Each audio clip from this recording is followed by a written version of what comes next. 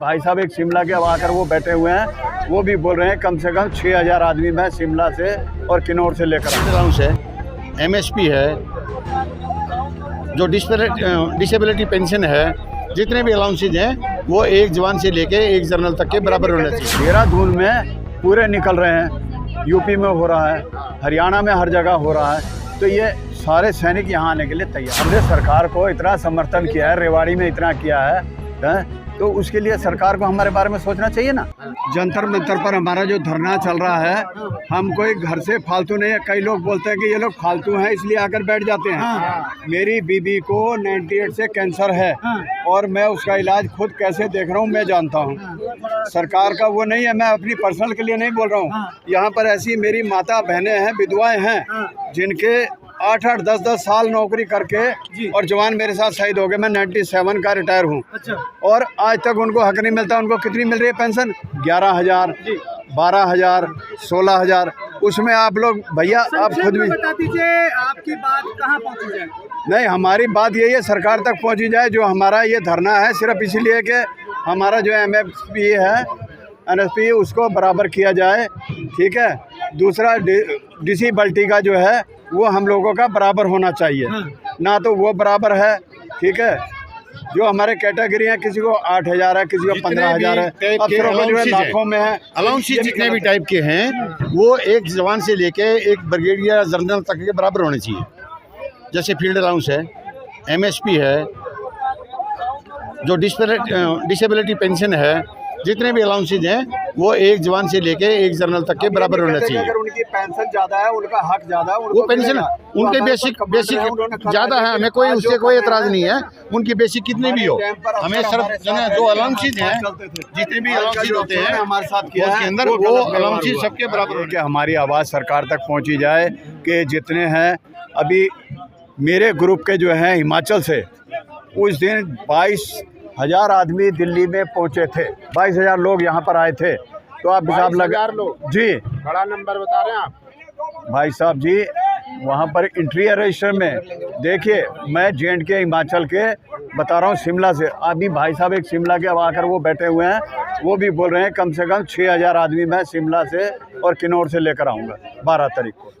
तो गलत अभी मतलब यहाँ से ट्रेनिंग एक तरह की चल रही है देश भर में जितने भी लोग जी। आज देहरादून में देख लीजिए ना क्या हो रहा है। देहरादून में पूरे निकल रहे हैं, यूपी में हो रहा है, हरियाणा में हर जगह हो रहा है, तो ये सारे सैनिक यहाँ आने के लिए तैयार हैं। मैं सिर्फ यही गुजारिश है मेरी सरकार से हाथ जोड़कर कि हम गरीबों का, फौजियों का, किसानों का जो हक है वो उनको दिया जाए। सरकार के बारे में कहा जाता है कि एक बार फैसला ले लिया जल्दी से वापस नहीं लेते। किसानों को 1 साल लग गया था वापस कराने। तो भाई हम भी तो वही बोल रहे हैं। हम अभी आप कह रहे कि हो रहा है। जब हम बच्चा नहीं रोता तो माँ दूध नहीं पिलाती। ठीक है। वो सोचेगी मैं झाड़ू भी कर लूँ, ये भी कर लूँ, वो भी कर लूँ, बच्चा चुप पड़ा है। बच्चा रोता तभी उसकी माँ दूध पिलाती है। वही हिसाब हमारा हो रहा है कि हम आज सरकार के आगे रो रहे हैं। हमने सरकार को इतना समर्थन किया है, रेवाड़ी में इतना किया है, तो उसके लिए सरकार को हमारे बारे में सोचना चाहिए ना। कुछ नहीं सोचा। एक कॉन्ट्रडिक्शन आपकी बयान में होता है। अभी सर ने कहा था कि हम मोदी जी के फैन थे, अंधभक्त थे, उनको वो नहीं आज भी है, आज भी है, लेकिन फिर डिमांड भी कर रहे हैं। तो सर तो डिमांड देखो, भूखा मरेगा, मैंने वही बताया ना, बच्चा भूखा रोएगा तो माँ दूध पिलाएगी। हमारा जो हक हम मोदी जी से तो मांगेंगे ना। सरकार में प्रधानमंत्री जी हैं, उनसे ही मांगेंगे। केंद्र सरकार में वो बैठे हैं, तो हम किसके पास जाएंगे? तो फिर दिल्ली सरकार तो नहीं देगी ना। आपका विरोध कर रहे हैं तभी तो लोगों को पता चलेगा। आम जनता जो है वो कैसे जानेगी भाई सैनिकों के साथ बुरा। भाई साहब अभी देखो ना, 12 तारीख को जो हम लोग करेंगे तो आप लोग यहीं पर ही होंगे। ठीक है। बाकी तो मैं इससे ज़्यादा किसी को कुछ कहना नहीं चाहता हूँ। कोई अब शब्द मेरे मुँह से निकले तो मैं उसके लिए क्षमा भी चाहता हूँ, क्योंकि सरकार के खिलाफ हम गलत नहीं बोल सकते हैं। ठीक है। जेन्युइन डिमांड है वो तो आप रखेंगे, वही डिमांड रखेंगे। ये सारा लिखा हुआ है, आप उसको देख लीजिए। आप अगर डिमांड भी नहीं रखेंगे डर से, गलत के नहीं डर से, तो डिमांड तो जो हमारी डिमांड है MSP की जो डिमांड है हमारी वही है। आपकी डिमांड सर एक सवाल है, तो जो सम्मान मोदी जी की सरकार में लोग फौजियों को मिला तो पहले की सरकारों में नहीं मिला। सम्मान तो हमें अभी भी वैसे ही मिल रहा है। अगर कोई बोले सम्मान नहीं मिल रहा था, सम्मान मिलता है, लेकिन उसको जो अभी पेंशन का इन्होंने बोला था, हक 1 रैंक 1 पेंशन के लिए, इतना बड़ा अलाउंस किया था, उसके बराबर हमको अगर मिलता तो यहाँ पर क्यों आते धक्के खाने के लिए?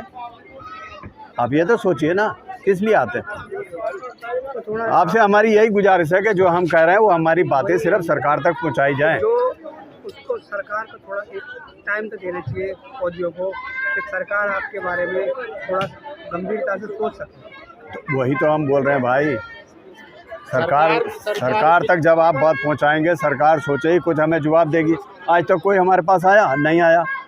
नेताओं की 4-4 पेंशन मिल रही है, हमारी एक पेंशन के लिए हमें सड़कों पर आना पड़ रहा है। मैं वही बोल रहा हूँ, जिस देश का सैनिक सड़कों पर है उस देश की रक्षा कौन करेगा? जिस देश के सैनिक को उसका हक नहीं मिलेगा उस देश की रक्षा कौन करेगा? सैनिकों जिस के देश बारे में कहा जा रहा है, जो पार्टी के लोग हैं कि प्रायोजित है, कुछ लोग मतलब बहकाए हुए लोग हैं पार्टियों के द्वारा। नहीं, मेरी कोई पार्टी नहीं है। आपकी नहीं, हम जब देश की सेवा करते हैं, हमारा सिर्फ एक ही धर्म है, वंदे मातरम, जय हिंद जय भारत, बस एक ही मुद्दा होता है। अगर हम लड़ाई के मैदान में गए हैं तो एक बार हम बोलते हैं डोगरा ग्रुप से, बोल ज्वाला माता की जय, उसके बाद ही दुश्मन दिखाई देता, हमारे को कुछ नहीं दिखाई देता। बदनाम करने की साजिश है। जी, तो क्या हमारा ऐसा नहीं है कि हम किसी के खिलाफ हैं। हमें सिर्फ हमारे देश की रक्षा करने के लिए कसम तिरंगे झंडे के नीचे खा के जाते हैं, या तो जाएंगे शहीद हो जाएंगे या दुश्मन को बैठा कर आएंगे।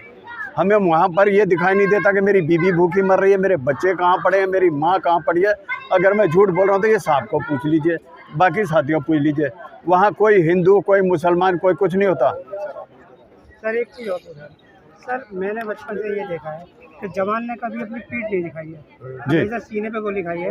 यहाँ भी जवान पीछे तो नहीं हट जाएंगे अपनी बात? सर ऐसा क्यों हट जाएंगे? मतलब ही नहीं। पीछे हटने का मतलब ही नहीं बनता। हमारे साथ जो है बहुत घोर अन्याय हुआ है। 7 पे कमीशन में क्या किया कि सबसे पहले हमारी ग्रेड पे हटा दी। क्यों सर? जो हमारी 4600 थी, 4800 थी, वो ग्रेड पे हटा दी। फिर क्या किया कि पे मैट्रिक्स में एक डंडा और मार दिया। हमको 5200 MSP दे के एक एहसान कर दिया, इधर से दे दिया और उधर से काट दिया। हम सिविल में पुलिस वालों को पुलिस भत्ता भी मिलता है, ग्रेड पे भी मिलती है। उनका कंपैरिजन हमारे समकक्ष रैंक से कर दिया जाए तो उनकी पेमेंट ज़्यादा है। तो हमें अगर ग्रेड पे भी लागू करो और MSP भी लागू करो, हम गलत बोल रहे हैं? अगर हम बॉर्डर में सेवा करते हैं, हमारे एक ऑफिसर को 15,500 रुपये MSP है। Double bed grade pay all India में सेंट्रल गवर्नमेंट के कर्मचारी को सबको मिलता है। हमको स्पेशल नहीं मिल रहा। हमारी ग्रेड पे ख़त्म कर दी और MSP देकर 400 रुपये MSP बढ़ा के हमारे ऊपर एक बहुत बड़ा एहसान कर दिया। ये क्या मतलब है? जब ग्रेड पे सिविल में भी सेंट्रल गवर्नमेंट कर्मचारी को मिल रहा है तो हमारा ग्रेड पे क्यों हटाया? कितना ध्यान रखा जा रहा है आपका? आपकी बढ़ा दी गई है, उसके बाद कहाँ बढ़ाई? MSP कहाँ बढ़ी? अभी तो 5200 ही है। कब से बढ़ी जरा मुझे भी पता होना चाहिए। अभी तो आपने कहा ना MSP ऑफिसर का बढ़ाया हुआ है 15,800, MNS का 10,800, जवान JCOs का 5,200। जब हम पेंशन आते हैं तो 5,200 का डिवाइडेड बाई 2 होता है, 2600 हमारी पेंशन बढ़ती है। तो हमें जब सेम बॉडी है और हमारा रिस्क कवर बॉर्डर पे ज़्यादा है तो हमें 15,800 MSP क्यों नहीं दी जा रही है? क्या मैं गलत हूँ? बताओ। लेकिन देश के प्रधानमंत्री सेना के साथ त्योहार मनाने जाते हैं, ये भी तो देखिए। देखो मुझसे वो सेना का मोराल बढ़ाने जाते थे। पहले भी जाते थे, पहले वो नहीं जाते थे, पहले हमारे जनरल आते थे तो हमारा मोराल हमारे जनरल से ही काफ़ी बढ़ जाता था। लेकिन आज प्रधानमंत्री जा रही है। ये प्रधानमंत्री की भी अपना वो है, बड़पन है, वो जाते हैं, एक अच्छी बात है, एक अच्छी बात है। लेकिन फाइनेंशियल बेनिफिट तो सबको इक्वल होना चाहिए। ये नहीं कि सिविल में जो कर्मचारी है उसको ज़्यादा और जो फौज में बॉर्डर पे गोली खाने को तैयार है उसका कम। ये कौन सा न्याय है? ये बताओ हमें। सर आखिरी सवाल, होली आ रही है और आगे का आपका एक्शन ऑफ प्लान क्या रहेगा? एक्शन ऑफ का प्लान यहाँ पे हम बैठे रहेंगे जब तक हमारी मांगे पूरी नहीं होंगी। हम धरने पे रहेंगे, हम होली यहीं मनाएंगे और धरने पे बैठे रहेंगे जब तक कि हमारी मांगे पूरी नहीं हो जाती। रामलीला ग्राउंड भरने की भी बात आ रही है कि अब ये तो हमारे जो लीडरशिप है, रामलीला ग्राउंड कैसे भरते हैं इसकी प्लानिंग की जाएगी, मेरी नॉलेज में नहीं है। लेकिन ये प्लानिंग हम साथियों से मिलके, मैं आज ही देहरादून से आया हूँ, अभी आया हूँ। देहरादून में, उत्तराखंड में बताइए कैसा माहौल है आंदोलन को लेकर? बहुत भयंकर माहौल है। देहरादून से भी सारी संस्थाएं आ रही हैं, पूर्व सैनिक संस्थाएं आ रही हैं और यहाँ पे अपना आंदोलन तेज करेंगे। जब तक कि हमारी एमएसपी पे डिसीजन नहीं होता, हम तब तक अपना आंदोलन जारी रखेंगे। चलिए, थैंक यू।